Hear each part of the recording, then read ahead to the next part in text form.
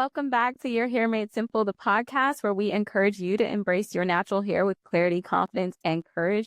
I'm your host, Shannon, and I'm so excited for today's episode. I have with me Sandy Hill, who has been a cosmetologist for over 20 years and is going to share all of her tips and advice on how to navigate putting color in your hair, different colors, and all the fun things that come with it. I'm just going to go ahead and kick us into this episode. Sandy, I will turn it over to you to say hello and then share your answer to our first question. What is your hair story? Hello, everyone. I'm Sandy Hill. My hair story, as you know, I'm probably rocking the blonde. I do have new growth out, but I became a platinum blonde. I started rocking platinum blonde about 3 or 4 years ago. I became ill and I cut off my hair. Yeah. And I didn't like the front being gray. The very front of my hair is gray, but the other part is black. So I decided to say, hey, let me try to do a platinum look. And I achieved it. And the most important thing for me is achieving platinum and keeping my hair on my head. Yep. So that comes with a lot of maintenance, sort of.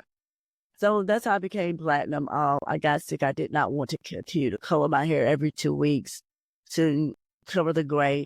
So I became platinum. So the platinum blends in with the gray. So I'm excited about being able to go 4 or 5 months without coloring my hair. Yeah.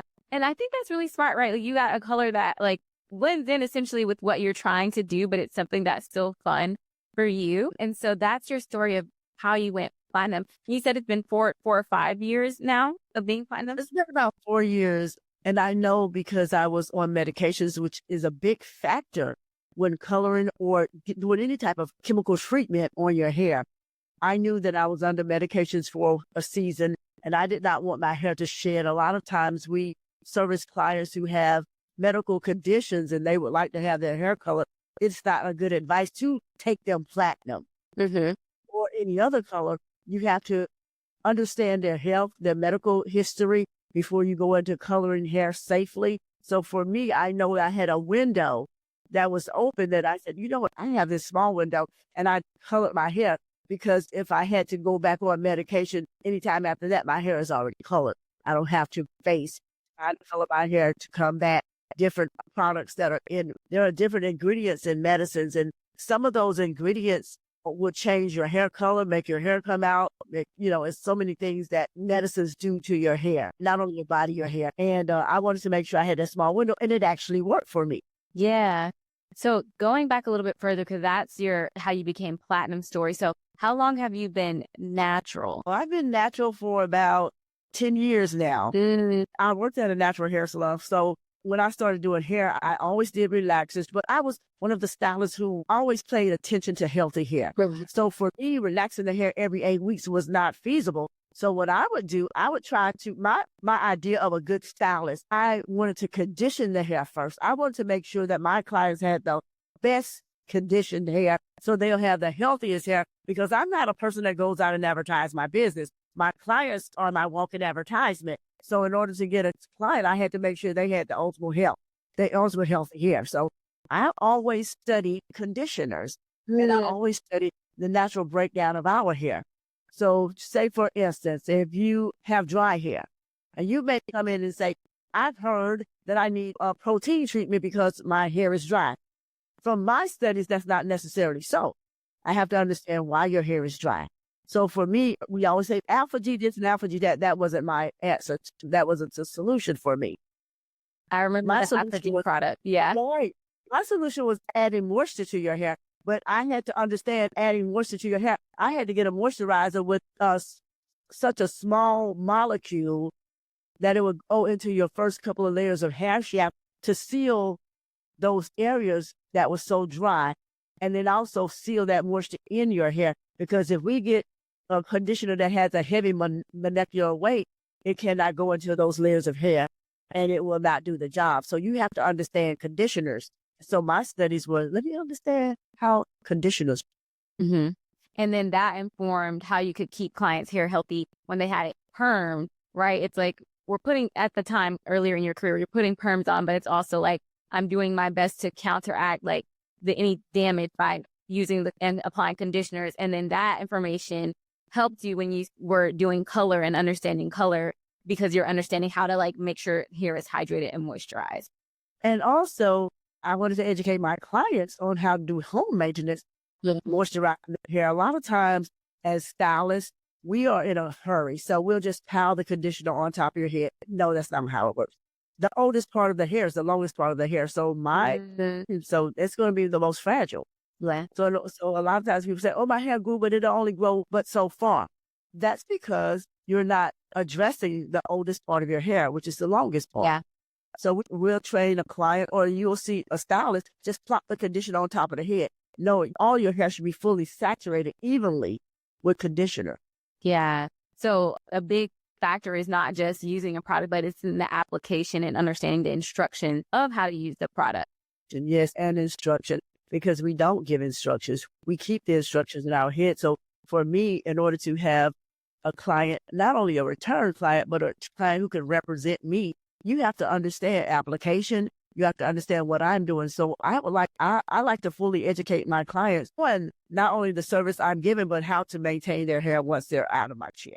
Yeah. Yeah. And I think that's so important, because a lot of what you're saying, I know we're here to talk about color, but it's all the stuff pre-color. It's all the stuff pre-maintenance and understanding your hair and understanding like how you're caring for it, how it's moisturized, that are going to impact your hair being able to take and sustain color. There's other factors, right? Like if your hair is super dark, like your journey to platinum is going to look very different. But, you know, really understanding the key elements as a foundational level is kind of essential before you even get into, I want to go blonde or red or whatever color people are thinking of trying to go, or ginger. And of course, this is your platform. So whichever way you take me, if I can answer it, I will. It's very important to have a hairstylist who is interested in not only the money, but is interested in where you want to go with your hair care journey. And so many times for me, I don't color a first-time client, especially if we're going lighter. Any shades lighter, I have to know your medical history. I have to understand you as a person, because a lot of times people color their hair according to how they feel. They may be stressed out about a job. They may be in the middle of a divorce. They may have someone new in their life. Why are we considering change? I have to understand where you are mentally before I could color your hair, because you could come to me and say, hey, I would like to wear red. I would like to wear copper. But where are you in this season of your life that we could totally agree on copper hair? Is it that you're mad at your husband? Is it that you're upset, overwhelmed because you have a new baby? And if you have a new baby, how old is the baby? Are you taking your prenatal vitamins? That plays a very important role on hair color. How do prenatal vitamins, how do they impact hair? Because the baby has taken the nutrition from you. So the prenatal vitamins that are prescribed to you is for your iron and your vitamin, just to sustain your natural body health, your natural health level. I'm sorry. So you won't be malnourished. That's why you get the prenatal vitamins, so they keep the nutrients in your body. The way you eat, keep the nutrition in your body. If you are lacking nutrition, it's going to show in your hair. So when a person gives birth, they say, oh, my hair was so pretty when I was pregnant. That's because your body stored up all the nutrition. Once you release that baby, all the nutritions are being released from your body. So the doctor is giving you a prescription so you will maintain a certain level of nutrition in your body. So if I color your hair, you're malnourished, your hair is already drying. Mm-hmm. So me applying color on your hair is going to further damage your hair. Yeah. Yeah. So that's why I have to know, are you taking your prenatals? Are you breastfeeding? Because breastfeeding takes your nutrients back out of you. That's why it's important to stay on your prenatal vitamins. That's why it's important to drink water. That's why it's important to have a full balanced meal per day. Yeah. So me coloring your hair, that plays a lot in how I would take care of your hair. How would I would address the issue of coloring your hair? Yeah. And I know, so kind of taking it back a step, right? Because we're jumping in and we're talking right about color, but there are different methods that you can use to color your hair, right? So like, you can go in the store, you can get a box dye, you could do semi-permanent, permanent. Can you talk a little bit about the different ways that you can color your hair, and are all of these ways made equal? They're not made equal. First of all, a box color have different ingredients than professional colors. Mm-hmm. So sometimes if a client comes to a stylist and they have color their hair with a box color and forget to tell the stylist that I have a box color. Me combining a professional color with a box color is you're not going to get the perfect color. One. Two, you have so many demarcations because the box colors, although it says for professional use only, they have certain ingredients in that color for that home product. They're not going to tell you because those brands are always going to cover themselves by saying for professional use only. Does that make sense? So what are some of those ingredients that I guess kind of make it different than what you would see in a salon quality? The products that we use don't have the metals in those chemicals that they have in the home products, unfortunately. So we will get, and then most hairstylists hopefully are using professional products. So we have a direct connection with the maker of that brand. So if there's a mistake that's made or we run into a hiccup, we can always refer back to a consultant on why is this color not coloring the way that I thought it would. And we have training, and there are different trainings that are offered online for just licensed stylists. So if I should run into a situation whereas my base color, I thought it was blue and it was green or purple. I thought they had a blue base or a green base. What do I do to counteract this color so I don't make a mess? So we have a little bit more access to people who are in our field because we collaborate on so many different things that we can do a color correction easily. It's very hard to do a color correction when a person continuously have used box colors. When a person uses a box color and come to me and say, hey, Sandy, I use a box color and I want you to color me light brown, but I was blonde, I would probably have to go through a detox process first. Okay. I would also have to do a hair sample. Okay. What is a detox process and a hair sample? A hair sample is when I would apply on a small portion of your hair my color. The reaction. Right. Make sure you don't have any reactions, allergic reactions, and also to make sure that my color will actually color over your box color. Detox is when I go in with detox products to begin to try to strip away some of that product from your hair so that we do an even color. A lot of times when I color hair, sometimes people come in and they have all types of foreign products in their hair, gels or moisturizers. I would have to shampoo all those products out, let you dry, then apply color so you'll have an even color. If I apply color over product, you probably won't have an even color. So there's many factors when we say coloring hair. When we talk about hair color specialists, when we talk about stylists, there are so many factors in making up a good, successful outcome and a relationship with your client. Yeah. That makes a lot of sense. I know in the first season of the podcast, like our very first episode, actually, one of our guests talked about how she had like a bad experience with some box dye and she kind of had to, reset her hair from there. And now she has like this beautiful, like orange gingery color and she found a professional to do it, but she definitely had to go from, I tried this box dye and it didn't quite work like I thought it would, to like getting a professional. And so thank you for kind of clarifying that. I know somebody else who recently just did semi-permanent. So can you talk a little bit about the difference between semi-permanent and permanent hair color, like the different options when it comes to how permanent, if we're changing it for good and have to grow it out, or what those options are? Okay, for semi-permanent color only goes into the first few layers of your hair shaft. Okay. So when you do a semi-permanent color, it only goes up 4 or 5 levels, depending on how dark your hair is. If you have What do you mean by levels? 4 or 5 levels of color? Like it can only take my hair so far? It can only take your hair so far because semi-permanent colors are not designed to really lighten your hair. Okay. Because it only goes through the first few levels. So if you are a dark brown, you could possibly get to a medium brown with a semi-permanent color. You can't get to a light brown unless you're already unless your hair is already brown. Okay. Yeah, that's super helpful. I've never colored before, so I'm very safe when it comes to color. So in my mind, I always just thought that you could do any color with semi-permanent. It's just that it wouldn't last as long. But there is a range depending on your hair color as well. You could say that semi-permanent colors are more of a coat. You put it on for a little bit for the season, take it off. No, you could say that. All right, yes, it's absolutely something. Now, professional colors, they don't rinse off. Even demi colors don't rinse off because some semi-permanent colors have developers, and it may be from a 8 to maybe a 15. Developer meaning that it goes into the first couple of layers of hair shaft. It seals the color in, but it doesn't change your hair drastically. Okay. Semi-permanent colors do not change your hair drastically. Got it. And then when it comes to the permanent ones, those are the ones that can take you to platinum. Is that permanent colors can take you to platinum? Permanent colors go into all the layers of the hair shaft, goes down to the root and change from the inside out, changes, it strips away your natural hair color and begins to deposit the color of your choice. Meaning if you want to be a light brown, you're going to use a developer. You can use 20. Most people use 20 through 40, but now I'm finding out there's 50 volume hair colors. I never used 50 before. Don't want to. They work pretty fast. The higher the volume of developer, the quicker the lift is on your hair. So when you're talking about going from dark brown to a light brown, a very light brown, you're probably going to use, your stylist probably is going to use 30 volume.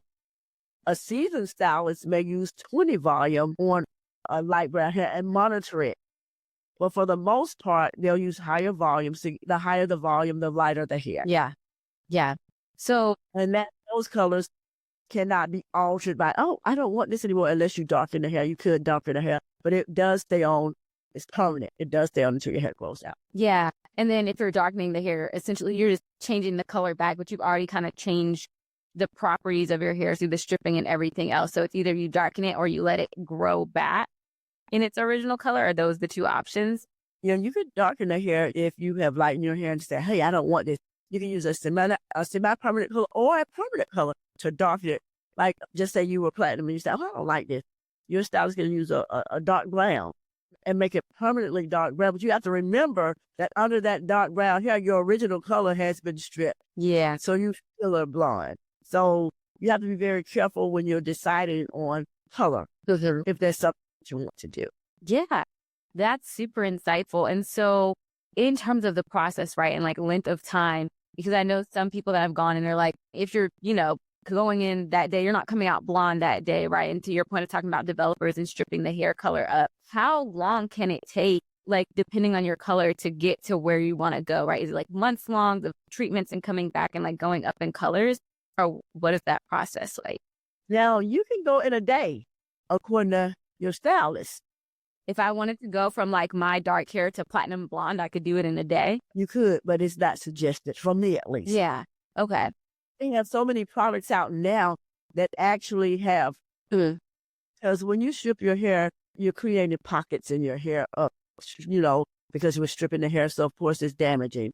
But now we have conditioners that say, like K18, we can spray the hair and then color the hair, and it's a little bit safer because it's creating a stronger bond. It's creating a bond once we rinse your color out. So you're not going in like back in the day with weak hair and you have to come out, hey, my hair is so weak, I can't do anything to it. We have professional products that, hey, we're going to keep this hair on your head. It's according to your stylist. But for me, if you came in and you have very dark hair and we've been seeing each other a while and I said, okay, let's move forward, I would probably take you up to a very light brown without adding bleach. Right. Bleach plays a lot too. Or some styles say, let's just bleach you. And once we bleach you, hey, I can make you platinum from there. But for me, it will be a slow process, especially if the person wants to continue to have healthy hair. They want to continue to press out their hair, silk press their hair. Now, for me, I wouldn't take a person who has a chemical like a relaxer platinum. I'm safer with making natural people blonde. Yeah. So if I had to say, okay, you want to be a blonde, I say, okay, let's do a 2-step process safely. I would have you to come in twice. Okay.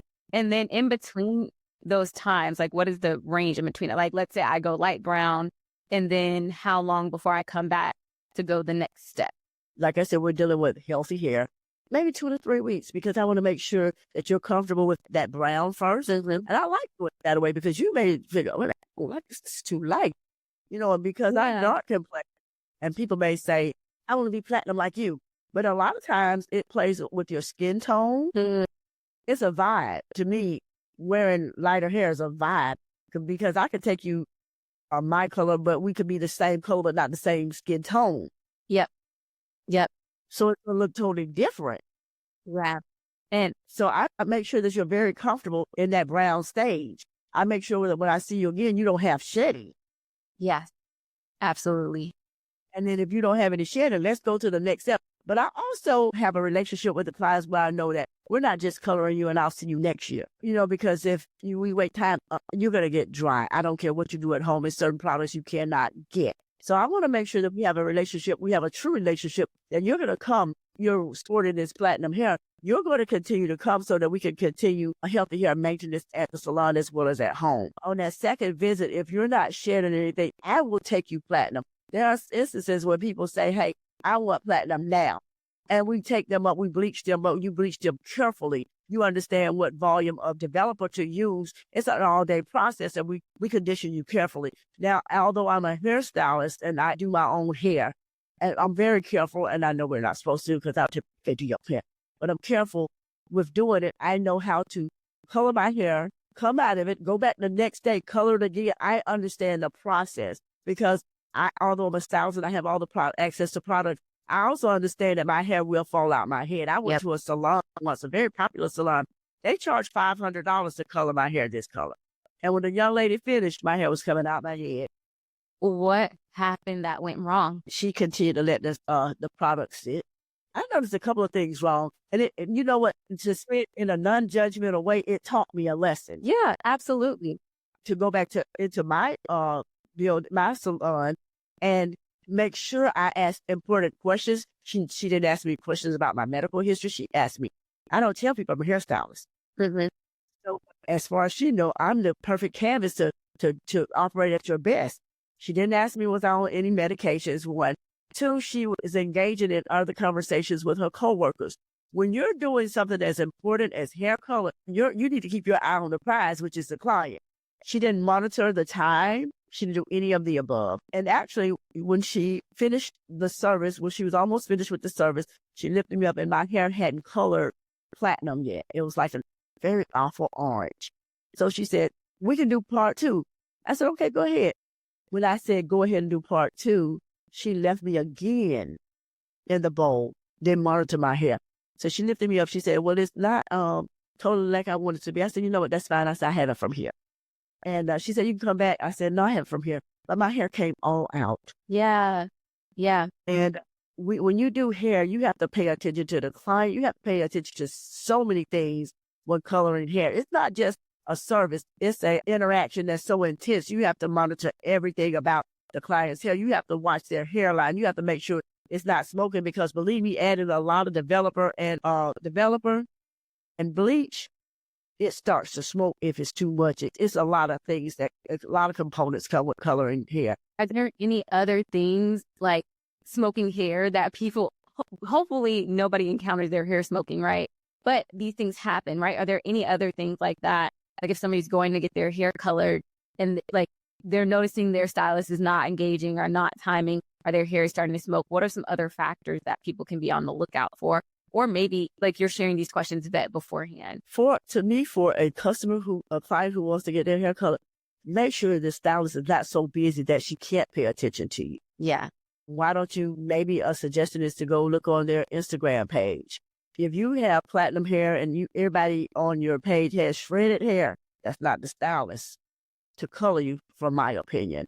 If you go on an Instagram page and nobody could show lift retention, to me, that's not a good stylist. That's not a good fit. Is lift retention like retaining the color over? Lift retention is retaining length, your hair length. Length. I said lift. Sorry. Length retention. Yeah. To me, you always should pay attention if, we repost clients all the time. Make sure March of last year until January this year or June of the next year that you saw a difference, a positive change in that client's hair. So if a person came to me and said, hey, I want to see your Instagram page, or they want to talk about lymph retention, I could successfully show you, hey, this was last year this time, and this is this year this time. That person's hair should have made positive changes. Yeah. What evidence is there to back their quality of their work? Yes. Yeah. You talked a little bit about bleach, right? Because you said, and I'm using platinum just because I want to talk about things in extremes, right? Like going from dark to super light. So that way we can kind of cover all the things in between. I mean, so you said like if you were to do a platinum, right, like it would be a 2 kind of step process, or you could use bleach and all these other things. So can you talk about the pros and cons maybe of utilizing bleach when it comes to color? Bleach is very drying, very drying. My whole thing with color and taking someone to platinum, you have to keep the maintenance of your hair prior to going platinum and after going platinum. The pros with platinum, with bleach, powder developer, you can go platinum in one session, but make sure that your stylist cover everything concerning your health, your diet, how you're going to go about, what's your next step. I always ask my new clients, what's your goal? What's your hair care goal? What? What's your hair care goal? Now, some people don't want long hair like me. You can take me platinum because guess what? I'm going to cut it off. Yeah. If I had longer hair, that would be a question. Can I be platinum successfully? Because it's very trying. So my recommendation for those who would like to go platinum or even lighter, and the ladies, your stylist say, hey, let's just do bleach. Are you willing to pay the price to be a blonde? Because it's going to be costly. Is bleach required? Okay, so it's not required, but it's an option for blondes. Is bleach necessary for any type of color change? It's not necessary. Or not necessary. Is it a potential that somebody could encounter, like even if they just wanted to go to like a lighter brown? Or is it more so something to be on the lookout, like if you're thinking about the realm of blonde? In some instances, yes, because sometimes people hair, diameter of their hair is so thick, it's hard to penetrate. The bleach will break it down enough so that you can deposit a color into very dark hair. Asians typically have very, very dark hair. Some blacks, of course, have very thick diameter. Their diameter is very thick.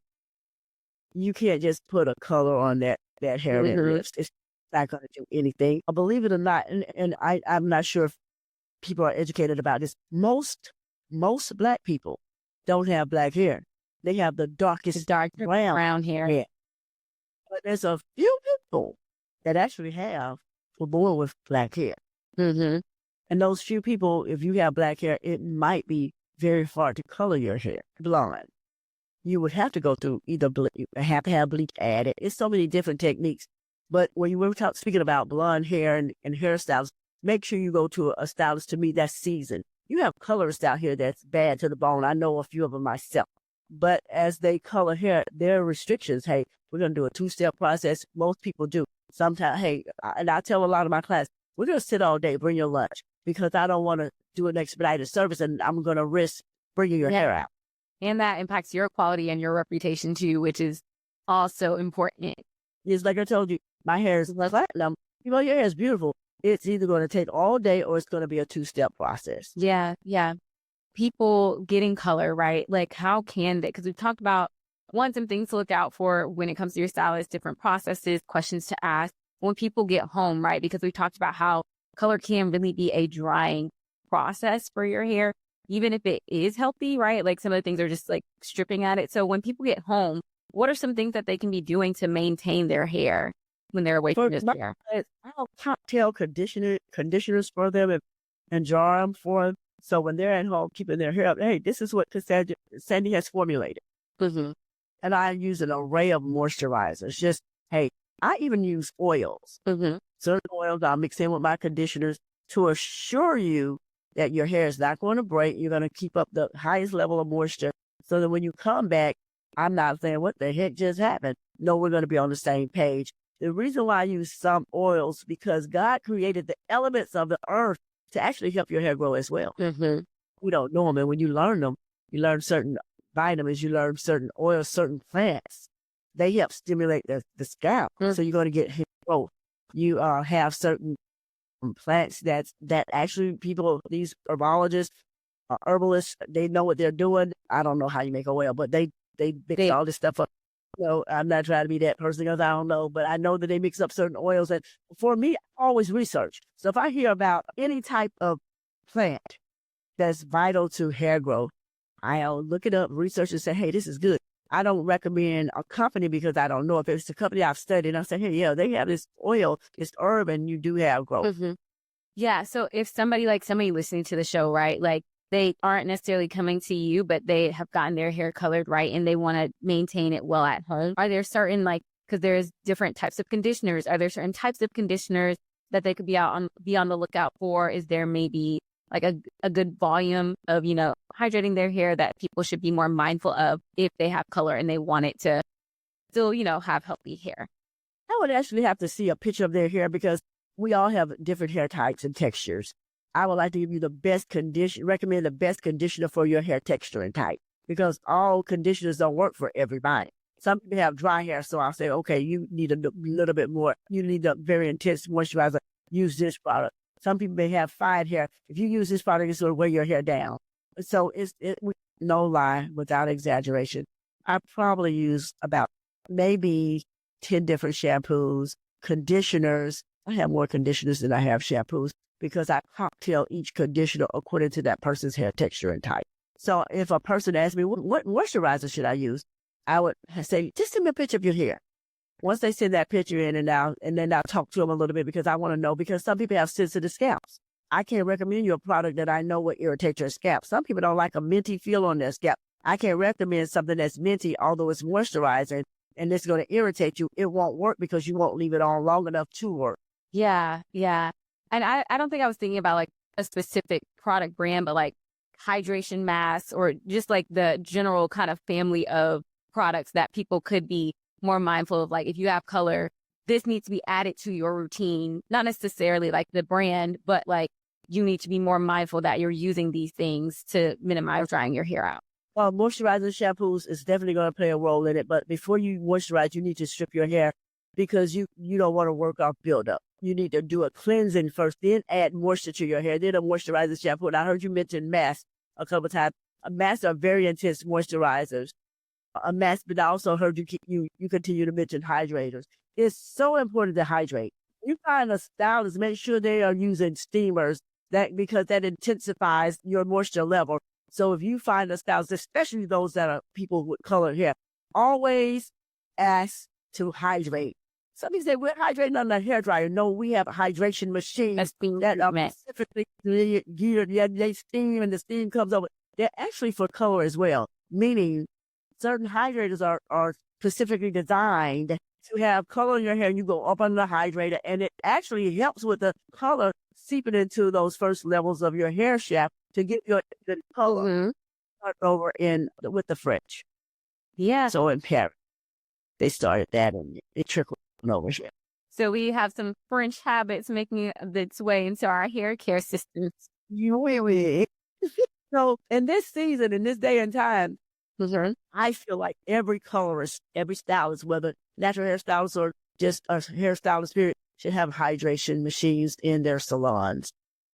I get steam treatments and it was a game changer for me starting out in my natural journey. And now I'm just like, okay, every quarter I try and get them. Sometimes I'm kind of bad. It's like a halfway through the year, but like every quarter at least I try and like have a steam treatment. And you notice the difference immediately because it's helping the conditioner to saturate every strand of your hair. And it's so important, especially with those that are color treatment, especially with natural hair clients. It's very important to, well, my hair is natural. It can be naturally dry.